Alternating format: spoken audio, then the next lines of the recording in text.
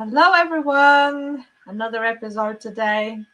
Yeah, Good morning, welcome. Chris. Morning, morning. Well, it is morning here, but it might not be morning where you are. Might be evening when you're watching this. I don't know. But anyway, So, today we are talking about this question. When does pursuing what you love get easier? Yeah, because yeah, sometimes we might be thinking, okay, I'm getting tired here. What's going on? how is this gonna turn out? Chris, yeah. what's I your mean, take on it? well, just apologise first of all for being a bit late. If you were thinking of joining us at 9, we've sort of got to get better at this timekeeping. But anyway, here we are. We're on now. Eventually. So when does pursuing what you love get easier? Well, that this basically talks to people who might be in completely different states. It might be that you're embarking on something and you don't know what the hell I'm talking about here. Because it seems quite easy. It might be you've run into your first hurdle Mm-hmm. and you're questioning and doubtful about whether you made the right choices. And it might be that you've been battered by a series of things and you're getting a bit tired about it all and you're saying, how long does this go on for heaven's sake? Like how long do I have to put up with this negativity or whatever, or difficulties or whatever it is. Um, and like in each one of those situations, it's a different answer, really. Um, uh, but you can liken it to like a personal trainer down the gym. Yeah, they'll only give you things that you can just about manage at any point in time. Because if you couldn't manage it, you'd quit, wouldn't you? And that'd be the end of their job. So you've got to. They basically progressively. So you go down there. The first you think, oh, that was tough. That was tough. But I did it. Pleased I did it. And then you go down there. If you liken that to a year down the road, you'd probably be 5 times stronger, doing loads more, and still coming out sweating, saying it was tough, but I managed it. And I think in any walk of life, really, whether you're doing a business or you're moving to a charity or you're doing any whatever you tend to pick up, you want it to stretch you because there's a really famous saying which says the purpose of life is to strive. It Mm-hmm. is to strive, like the purpose of life is to strive. Like if it, like let's take your situation. Let's say you had £1 million in the bank and like 100,000 coming in every single month. Where's the goal now? There is not going to be a goal for you to improve, to grow, to do what you really love. Maybe you will be doing what you love, but it might Yeah, not be. It but might that not be all. the. That might be just the surface thing that you've never even um, probed and And I mean, questioned. life would be pretty boring. I'm just saying, like it's only the struggle and the pain that we're trying to overcome that ends up making it worthwhile. Yeah, you say, yeah, but I just need enough money to put the food on the table. Yeah, but when you put the food on the table, then you want a new car, or you want to do this, or you want to do that. There's always something that you want, but actually, deep down, if there was none of that, like all the people that are really, really wealthy, they've got more money they can possibly spend in a lifetime or 10 lifetimes. So how do they? This is another problem: is how do I keep myself interested when I've no need to? Yeah. So Control, possibly. I'm thinking about a client that I had and how he made himself excited because he was absolutely excited when he started his business, when he was just a teenager. And then he's still excited nowadays for a different reason. Before he Mm. was excited to prove himself, like we were talking yesterday about me proving myself. By the way, that video is going to be up soon. But then he went over through that. He kind of passed that hurdle, and then there was another level. So now he was quite successful. He needed to be helping others to do the same, and that's what was exciting him. And it changes as you go along. Hmm. It's like Bitcoin's alarm that you have. It changes all the time. Not Bitcoin, something else, but Something yeah, I else. mean, and yeah, that is the the essence of it is to how do you, because there are a lot of times people say I've fallen out of love with my business. Mm.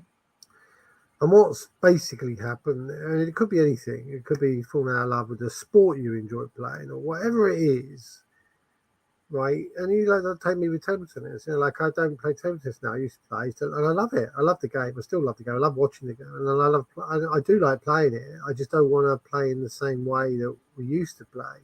I've kind of outgrown it, and the reason in my mind why it's got to this stage is because playing table tennis, yes, it keeps you fit, yes, it keeps you mentally active, but I can do that in other ways, and there's no output. The only output is to say you beat someone, and I stayed healthy. And I'm playing right. So It's the focus, where the focus is. Yeah. well, my takeaways from table tennis was, focus on doing something, fit, because I was running around like a blue-ass fly, and mentally keeping yourself fit as well, and the enjoyment of the camaraderie and the environment. And it's fun. Yeah. Where I excelled at something and was respected for that, basically being good at it, if you like, because I put the hours and the energy in. But then if I look at that now from where I'm sitting now, I can get fitness from digging, garden. It's like going to the gym, really. I can get my fitness and health that way. Okay, not so much the aerobics, but I can do that on a cycle, on a bike, cycling there and back. Yeah. Do I need the confirmation from other people that I'm good at it? No, don't need that. It's just an ego thing, and You've passed over that. I'm not Yeah. really that bothered about it. And the output from it is food I can eat, and the better we get at doing it, the higher the quality of that food, and the more produce for the same effort. So there's a goal attached to it. Efficiency. Efficiency, efficiency, but making the most of what we've got. Yeah. So there's a direct output there, which is really useful. It was like me making beer when I was in my teenage years. Like the output was beer. Well, I can't think of a more important output. Like I just spend a few hours doing this and tend to it for a little bit over the next 3 weeks, and suddenly I'm drinking tasty beer. It's like, wait, this So is really... it's like the reason why you're doing it, the why. Like everybody kept saying when I first, even when I joined doTERRA, the essential oils company, they kept teaching me that I need to find a why. Why do you want to do this? Why? And I said, because I really like it, but it's not enough. You need to find a real why. Yeah. What's the real why of doing what was that question? When does pursuing what you love get easier? Why do you want to pursue what you love? So that it can become easier, and it will become easier as you invest your energy in the why and you're focusing on the why. But I couldn't understand it. It's like, I have a why. Yeah. And it's like with and you don't really understand why a why is important until you've found the why. It's like until you find it. Yeah, like now it's really important that we keep going with this podcast, because it's really like and in the end, what happens gives us energy to and you don't feel whole without it. And like all the time we're talking about these things, we're reconfirming it to ourselves at the same time, by the way. So it's like it's a self-realizing coaching. Yeah, exactly. And like you take the table tennis. What did I hate about the table tennis? I hated all the bureaucracy and the nonsense. And when the camaraderie, when COVID killed the camaraderie, is when it really put the final nail in the coffin. Because I like to be, because I'm a people person, I like to be around people. But when people start stabbing each other in the back, and when people start talking negatively about other people, about what somebody else is telling you you've got to do, reminds me of Nazi Germany. Not that I was there in the times, but you've got to hate these people because we tell you you've got to hate them. And now we've got people saying, "Oh, you haven't had a vaccine, you're killing my grandmother." It's like, I'm not bringing that up, that whole topic, but I'm just saying that divided people. And when it divided people, there were the people that took all the vaccines and everything else. And sometimes those people are fairly belligerent as a rule. They don't get told what to do very well. They're not that kind of people. They kind of people who are out there fighting for themselves. That's what table tennis is. It's a sport of individuals. You might play in a team, but you're an individual. Your match is a point. Like it's you win or lose it. At the end of the day, you're playing as an individual, and they don't take being told what to do. And I suppose I'm a good example of that. No one tells me what to do. You can try and persuade me if you want, but you're not going to tell me what I must do and what I mustn't do. I can understand basic law and the reason for not killing people is a good idea. I can buy into all that. You tell me, right? But don't tell me I got to take this drug and put it in my body when I haven't tested it properly. Don't tell me that, because I'm not hearing it. I'm not listening. And consequently, it divided the table tennis fraternity as it did probably every other sport. And there were people who wouldn't take it, and there were people who would. And it divided people. And suddenly if you were playing table tennis in school halls, you had to comply with the school. The school had to abide by the rules. Of course, that made me a bad guy. And suddenly you get this. It just took the fun out of it. Do you know what I mean? It's like suddenly you had to justify what you would do. No. I'd rather go on the allotment and grow some more vegetables. I don't ask questions. Do you know what I mean? I just grow. And so I think that was when it really sort of hit home. So the thing is, we need to have this why we're doing what we're doing, and if it's not a strong enough why, then you will have a problem. You get smashed by the first obstacle, or if it's not the first one, a little bit further along the way. Absolutely. And if I have this other thing on here, it doesn't get easier. It's the other way around. You become stronger. You can manage more advanced challenges. You have already learned how to deal with the smaller obstacles, and now you can jump over bigger hurdles. I mean, again, coming back to the table tennis analogy, like there were people watching me play, and they'd say, "Oh, I wish I could play like that." And then they practice for another 3 years, and they can, right? And they can play like that. And then I'm looking at other people and saying, "Cool, I wish I could play like that." It's all degrees, isn't it? It's all levels. It's like in business, people say, "Oh, I wish I knew what you knew." Well, you will when you've done the apprenticeship.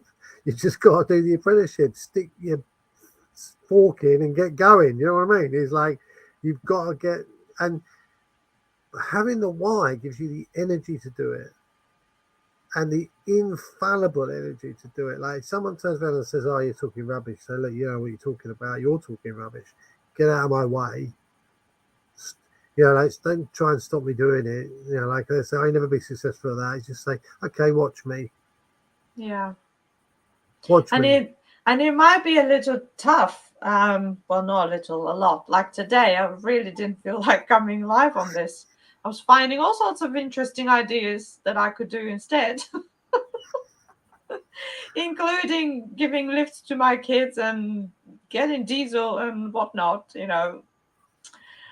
because I need to, instead of getting on with, feeling tired and not wanting to go live and talking about this thing, about the why. But we did it regardless. pushing through. But you have to push through these things. It really is like the gym. You have to focus. Like the thing is that if you check in on yourself every month and say, has it got any better? You're giving yourself those endorphins, those those bits of recognition, and really congratulating yourself on each little step, because you've done a lot. Like you take what you've done since you left the school. You've learned how to create books using Adobe Illustrator and Photoshop and stuff, right? Design. InDesign. You never knew how to do any of that before, and then you learn how to do it, right? You learn how to lay out stuff. You have to learn technology to be able to do those things, and it's something you've got in your portfolio. You have to learn how to do these things. You had to learn how to edit videos to be able to do stuff. You had to learn all this stuff about gardening. It's like, you've done 3 university degrees in 2 years. 2 years. And sometimes you don't go back and say, do you know what? I've come a long way already. I thought I'd done nothing. And There was a time when I was thinking that, because I didn't have any financial evidence that I had done enough, or I was doing okay now. And that's what was blinding me to see all the different steps, all the different grades that if we talk about school analogy, all the grades that I passed, and I hadn't. You want to write down, like, literally write down on a piece of paper, what have you actually achieved? I've learned how to use InDesign, Illustrator, and Photoshop. Right, that's a 1-year course, right? Probably costs, I don't know, 15k, right? What else have I done? I've learned how to grow vegetables and build an allotment. And hell, that's like spending like 2 years with whatever his name is, the farmer with Monty Don. Monty Don, right? That's another degree I passed, right? I've learned how to write books and edit and basically improve books that were like little pamphlet books, 50 pages or so, the digital PDF books. I've learned how to do that. I've learned about oils and whatnot and all those kinds of stuff. What else have I done? Well, you've learned how to edit videos and create video content on a range of different platforms like TikTok, like loads. You write it all down, you put it on a sheet of paper, you say, like, this is what I've been doing. It's like I've done 2 university degrees in 2 years. They may not have generated all the income yet, but that's what I was blinded by. Right, see, it's not working. I have no evidence. There is no monetary justification of anything that I've been doing so far. Somebody's delivering a parcel, maybe, for Chris.